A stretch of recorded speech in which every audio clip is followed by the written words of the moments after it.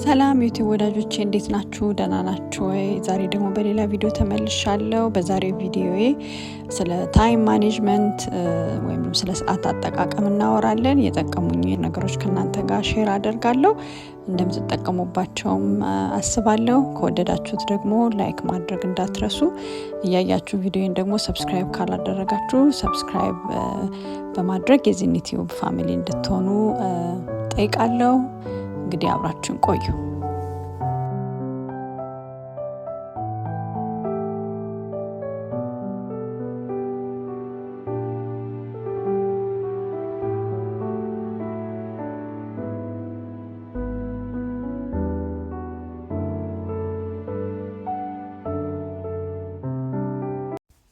ስለ ቤት አያያዝ ስናወራ እንግዲህ ታይም ማኔጅመንት ሁሉ ጊዜ አብሮ የሚነሳ ነገር ነው።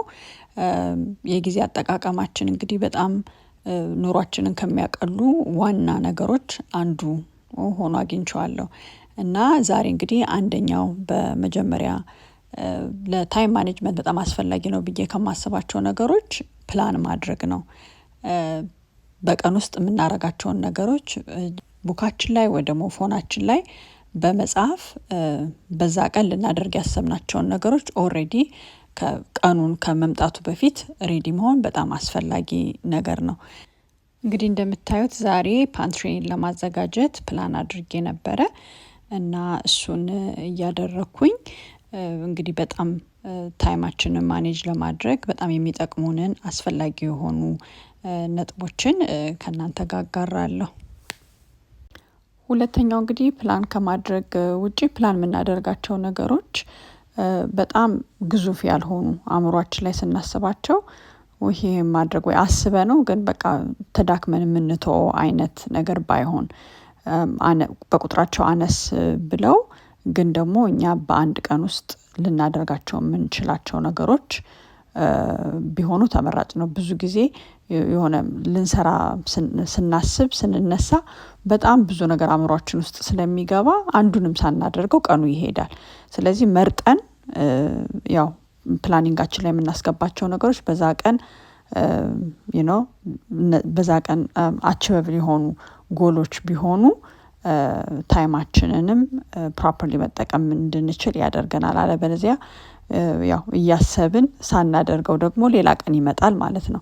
እና እኔ የማደርገው ምንድነው በቃ ዛሬ አሁን ፓንትሪን አዘጋጃለሁ፣ ሌላ እንደዚህ በዛ ያለ ስራ በዚህ ቀን አላደርግም፣ ትንሽ የሆኑ ነው የሚሆኑት። እና እሱ ምንድነው በቃ እያሰብኩኝ ሳላደርግ ቀኑ እንዳያልፍ ሞቲቬት ያደርገኛል።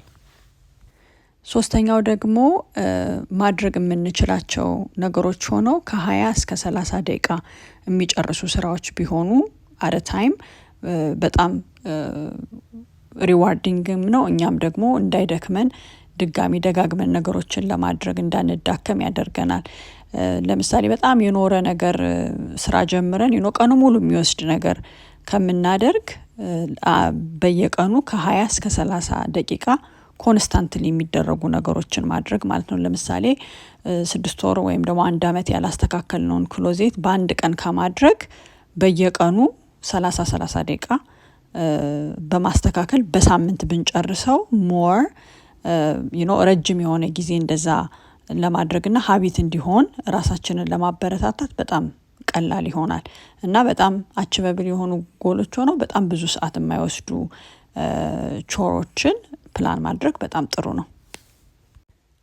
አራተኛው ነገር ደግሞ ምንም አይነት ስራ ስንሰራ ራሳችንን ታይም ማድረግ። ይሄን ከዚህ በፊትም በሌላ ቪዲዮዎች ጠቅሼዋለሁ። በጣም ብዙ ነገሮች ከምናስባቸው በላይ አክቹዋሊ ነገሩን ስናደርገው የሚወስዱት ታይም በጣም ትንሽ ነው። በቃ ይደክመናል። ላውንደሪ ላድርግ ብለን ስናስብ ጭንቅላታችን ውስጥ የሚሳለው ነገር እና አክቹዋሊ ነገሩን ስናደርግ የሚወስደው ታይም በጣም የተለያየ ነው። እኔ በራሴ ሞክሬ ስላየሁት ነው።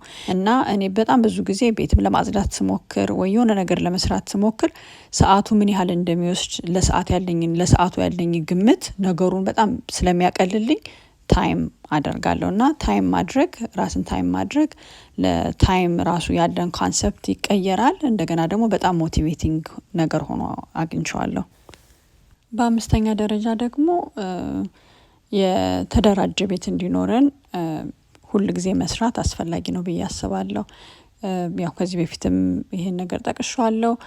ለቤት የሌለው እቃ ቤታችን ውስጥ እንዳይኖር ሁሉንም ነገር በየቦታው ቦታ እንዲኖረው ማድረግ በጣም ብዙ ጊዜ ሴቭ እናደርጋለን። ለምሳሌ ቁልፍ የምናስቀምጥበት ቦታ ከሌለ ወይ ጠረጴዛ ላይ ወይ ሰምዌር ዝም ብለን የምናስቀምጥ ከሆነ ታውቁታላችሁ፣ ወደ ቤት እንኳን ወጥተን ለመሄድ ቁልፍ ስንፈልግ ወይ ቦርሳ ስንፈልግ የሆነ ነገር ስናደርግ ዌስት የምናደርገውን ታይም ማሰብ ነውና ሁሉ ነገራችን ቦታ ካለውና በቤት ውስጥ ያሉ ሰዎች ራሱ እነዛ እቃዎች የት እንዳሉ ካወቁ በጣም ብዙ ሰዓት ነው ልጆችን ልናደርስ ትምህርት ቤት ስንወጣ ሊሆን ይችላል፣ እኛም ወደ ስራ ስንወጣ ሊሆን ይችላል።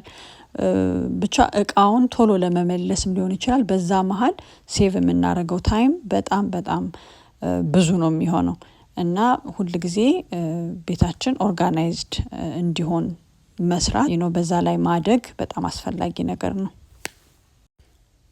በስድስተኛ ደረጃ ጊዜያችንን በጣም ሴቭ የሚያደርግ ነገር ደግሞ ትንንሽ ነገሮችን ወዲያው ማድረግ፣ ቀጠሮ አለመስጠት። ለምሳሌ የሚነሳ እቃ ከሆነ አዝዊ ዋክ ፒክ አድርገን ማንሳት፣ ምንጥለውን ነገር መጣል፣ ትራሽ ማውጣት ካለብን ብቻ ወዲያው ዊዝን ሚኒት ወይም ወዲያው በቅጽበት ማድረግ የምንችለውን ነገር እያየን አለማለፍ።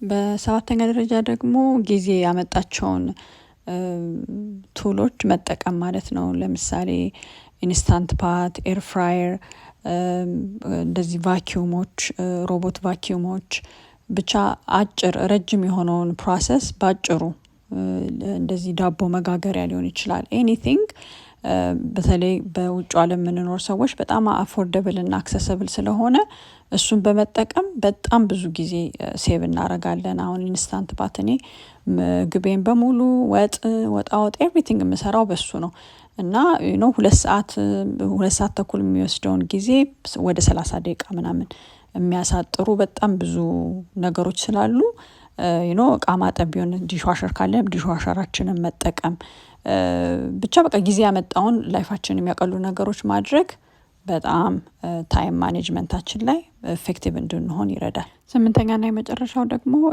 ሲምፕል የሆኑ የጠዋትና የማታ ሩቲኖችን መፍጠር ነው። እንግዲህ ጠዋት ተነስተን የምናደርጋቸውን ነገሮች ሁሌ በየቀኑ ትንሽ ነገሮች ማድረግ፣ አልጋ ማንጠፍ፣ ዲሽዋሸር አንሎድ ማድረግ ብቻ ሲምፕል የሆኑ ማታም ደግሞ እንደዚህ ለምሳሌ ኪችናችንን አጣጥበን አጸዳርተን መተኛት ሊሆን ይችላል። ብቻ ለቤታችን እንደሚሰራው እነዚህን ነገሮች ሲምፕል ሩቲኖችን ኤቭሪ ሲንግል ዴይ ኮንስታንትሊ ማድረግ እንግዲህ ታይማችንን በጣም ፕሮፐርሊ ማኔጅ እንድናደርግ ይረዳናል።